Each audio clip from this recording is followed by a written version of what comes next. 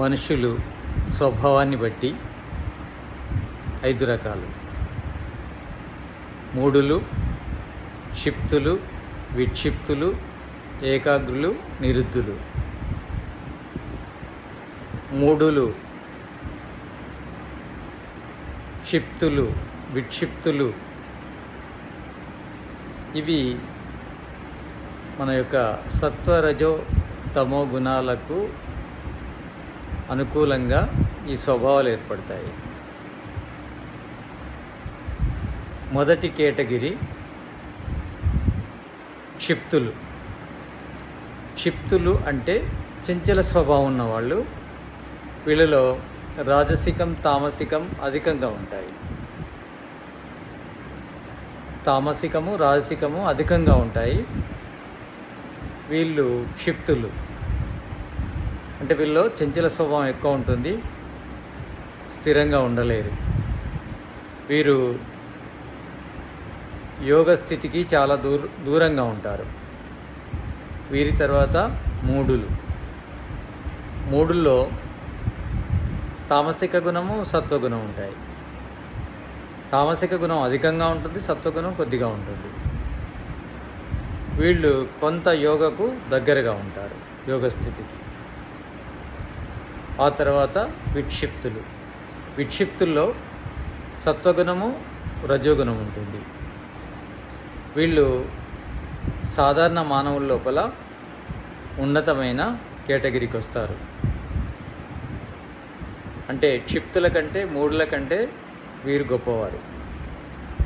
విక్షిప్తులు. విక్షిప్తులకు ధర్మార్థ కామమోక్షాల మీద, 4 మీద ఉంటుంది శ్రద్ధ. వీళ్ళు ఏకాగ్రుల కేటగిరీకి దగ్గరగా ఉంటారు. అంటే ఏకాగ్ర స్థితిని పొందడము వీళ్లకు సులువు అవుతుంది. వీళ్ళు ప్రయత్నిస్తే తొందరగా ఏకాగ్రులు కాగలరు. ఏకాగ్రులు అంటే సంప్రజ్ఞాత సమాధిని పొందినవారు. సంప్రజ్ఞాత సమాధిని పొందడానికి విక్షిప్తులకు ఎక్కువ అర్హత ఉంటుంది. అంటే మనుషులు సాధారణ స్థితి నుండి యోగ స్థితికి వెళ్ళాలంటే ఈ విక్షిప్త స్థితి నుండి ఏకాగ్ర స్థితికి రావాలి. ఏకాగ్ర స్థితి నుంచి నిరుద్ధ స్థితికి రాగలరు. ఏకాగ్ర స్థితి పొందిన వారు నిరుద్ధ స్థితికి రావడం చాలా సులువు. నిరుద్ధ స్థితి అంటే అసంప్రజ్ఞాత సమాధి. అంటే ఇక్కడ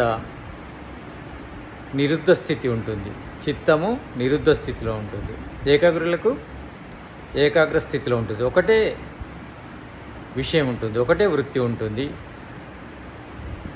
వాళ్ళనే ఏకాగ్రులు అంటారు. ఏకాగ్రులు, నిరుద్ధులు ఇవి 2 యోగుల యొక్క కేటగిరీస్.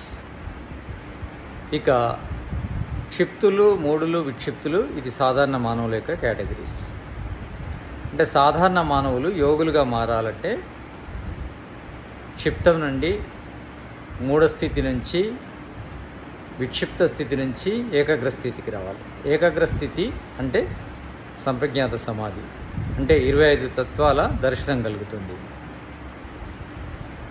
అంటే ఆత్మదర్శనం కూడా కలుగుతుంది. ఆ తర్వాత వచ్చేది నిరుద్ధ స్థితి. అంటే చిత్తవృత్తులు పూర్తిగా నిరోధించబడి నిరుద్ధ స్థితికి వస్తారు. అక్కడ పరమాత్మ దర్శనం జరుగుతుంది.